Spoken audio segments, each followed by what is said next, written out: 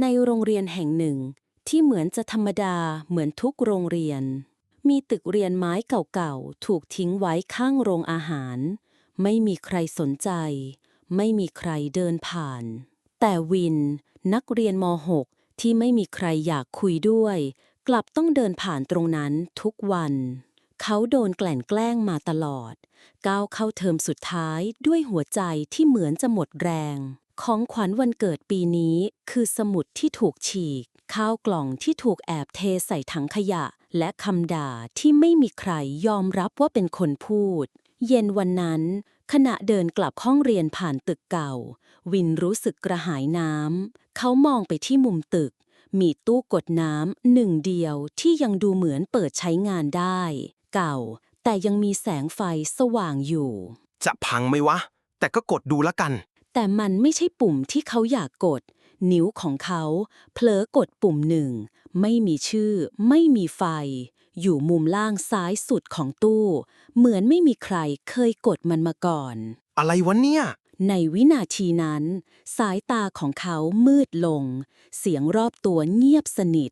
ก่อนที่ทุกอย่างจะเริ่มต้นใหม่เขาลืมตาอีกครั้งแล้วพบว่า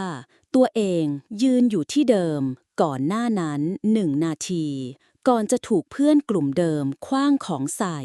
ก่อนจะเจอคำพูดแย่ๆซ้ำเดิม นี่มันอะไรกันเนี่ยเดี๋ยวเมื่อกี้ฉันยังกดน้ำอยู่เลยนี่ฉันย้อนเกิดมาจริงๆเหรอในตอนแรกเขาคิดว่าอาจเป็นแค่ฝันแต่พอเหตุการณ์ตรงหน้าเล่นซ้ำแบบเดิมเป๊ะเขาเริ่มสงสัยว่ามันไม่ใช่แค่ภาพหลอนพอกลับถึงห้องเรียนวินรีบเปิดกระเป๋าและพบว่านาฬิกาข้อมือเรือนเดียวที่แม่เคยให้ไว้หายไปไม่นะนาฬิกาเรือนนั้นเขาหันกลับไปมองทางตึกเก่าที่ตู้กดน้ำยังคงส่องไฟเหมือนไม่มีอะไรผิดปกติแต่วินรู้ว่านั่นไม่ใช่แค่ตู้ธรรมดาอีกต่อไปแล้วตู้กดน้ำที่แลก1 นาทีของอดีตกับบางสิ่งที่ไม่มีวันได้คืนแล้วถ้าวันหนึ่งคุณจะกล้ากดมันหรือไม่หลังจากวันนั้นวินไม่ใช่คนเดิมอีกต่อไป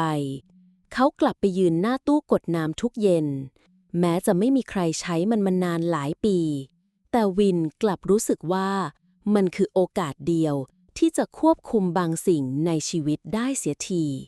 เขาเริ่มทดลองกดย้อนกลับไปไม่กี่นาทีเพื่อช่วยเพื่อนคนหนึ่งที่เกือบถูกรถชนกด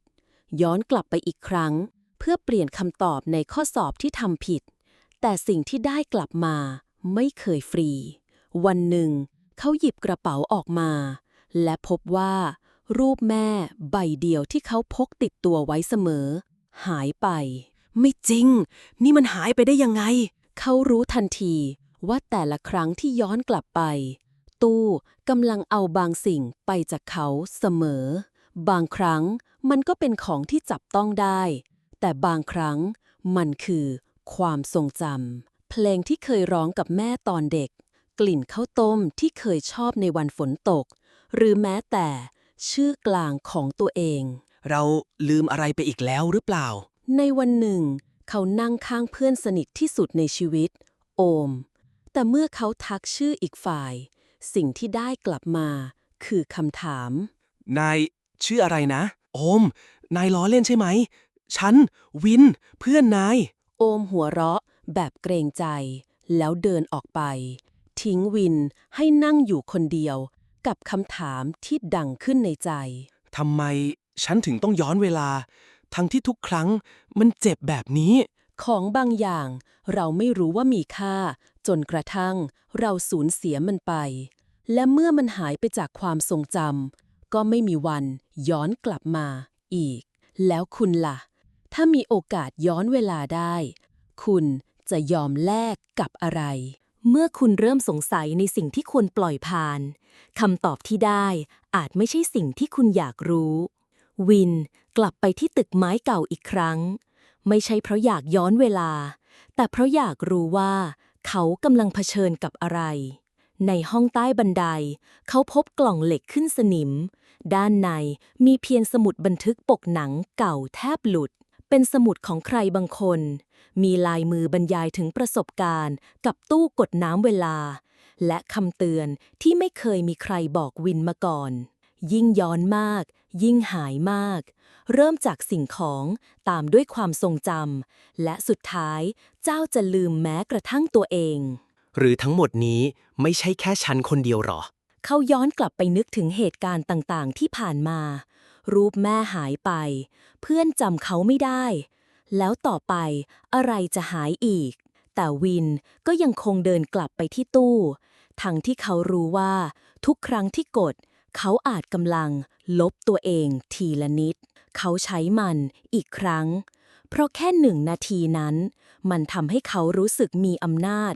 แม้จะแลกด้วยความว่างเปล่าในหัวใจ เย็นวันนั้น ครูประจำชั้นประกาศรายชื่อกลุ่มเรียนหน้าเสาธง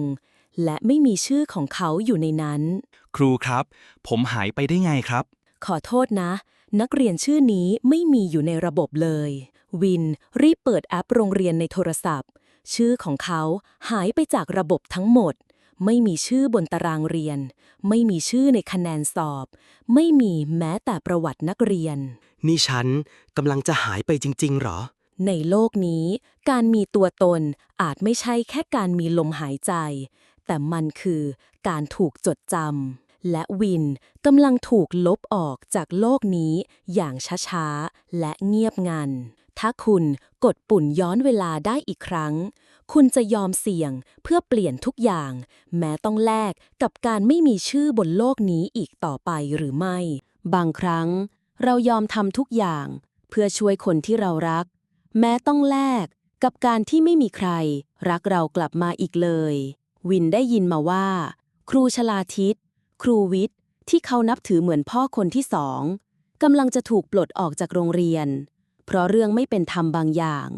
ในใจเขารู้ทันทีว่า ถ้าย้อนเวลาได้อีกครั้งเดียว เขาอาจช่วยครูได้ ครั้งสุดท้ายแล้วจริง เขาย้อนกลับไป3 นาที พูดคำหนึ่งที่เปลี่ยนเส้นเรื่องทั้งหมด ครูไม่ถูกไล่ออก แต่เมื่อวินหันกลับไปมองรอบตัว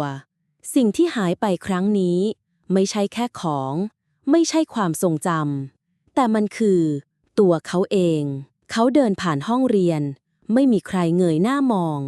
ไม่มีใครเรียกชื่อ แม้แต่นักเรียนที่เคยแกล้งเขา ก็เดินผ่านไป ราวกับเขาเป็นแค่เงา พวกนายไม่เห็นฉันเหรอ เขาลองตะโกน แต่ไม่มีใครได้ยิน เขาสะกิดแขนใครบางคน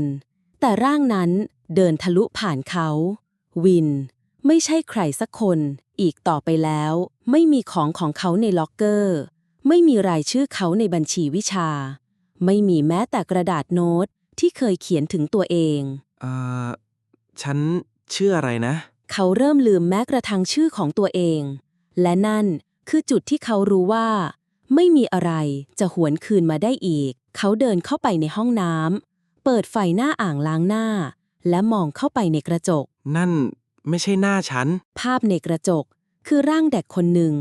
หน้าเรียบเฉย ไม่มีอารมณ์ ไม่มีแผล ไม่ร่องรอยความเศร้า ไม่ใช่หน้าของวิน ไม่ใช่ใครที่เขาเคยรู้จักเลย ถ้าไม่มีใครจำคุณได้ ถ้าคุณลืมแม้กระทั่งตัวเอง คุณยังเหลืออะไรอยู่บ้าง บางที การหายไปอาจไม่ใช่ความตาย แต่มันคือการไม่มีใครสักคน ที่เคยจำว่า คุณเคยมีชีวิตอยู่ เมื่อคุณหายไปจากทุกระบบ ไม่มีใครจำชื่อคุณได้ ไม่มีแม้แต่ใบหน้าของตัวเองในกระจก คุณยังเป็นมนุษย์อยู่หรือเปล่า วินที่ไม่เหลืออะไรอีกแล้ว เดินกลับไปยังตู้กดน้ำเป็นครั้งสุดท้าย มีปุ่มใหม่ปรากฏขึ้นบนแผงควบคุม แสงสลัวส่องคำว่า รีเซ็ต เริ่มใหม่ แต่ต้องสละโอกาสในชีวิตอีกครั้ง เริ่มใหม่ แต่ต้องเสียอีก งั้นหรอ ไม่มีคำอธิบายเพิ่มเติม ไม่มีใครบอกว่า โอกาสในชีวิตที่ต้องสละคืออะไร แต่เขารู้ว่า นี่อาจเป็นทางเลือกเดียวที่เหลืออยู่ ถ้าไม่มีใครจำเราได้ เราก็ต้องเป็นคนแรกที่เลือกจะจำตัวเองใหม่อีกครั้ง วิน หายไป เงียบงัน ไร้เสียง ไม่มีแม้แต่เงา ตู้กดน้ำหน้าตึกไม้เก่ายังตั้งอยู่ที่เดิม ดูเหมือนไม่เคยมีใครแตะต้อง ไม่มีใครรู้ว่าเคยเกิดอะไรขึ้นที่นี่ ยกเว้นเพียง ปุ่มเล็กๆที่ไม่ชื่อ ยังคงส่องแสงเรืองรอง เหมือนรอใครบางคน เฮ้ ปุ่มนี้มันคืออะไรน่ะ ตัวอักษรใหม่ปรากฏขึ้นบนจอ ย้อนเวลาเพื่อเปลี่ยนชีวิตคนอื่น ไม่มีใครรู้ว่า วินหายไปไหน ไม่มีใครรู้ว่าเขาเลือกอะไรก่อนจะจากไป แต่สิ่งที่เหลืออยู่ คือ ปุ่มหนึ่งที่รอใครสักคน เลือกจะเปลี่ยนชะตาของคนอื่น แทนการเปลี่ยนของตัวเอง แล้วคุณล่ะ จะกล้ากด หรือจะปล่อยให้ทุกอย่างเป็นเหมือนเดิมตลอดไป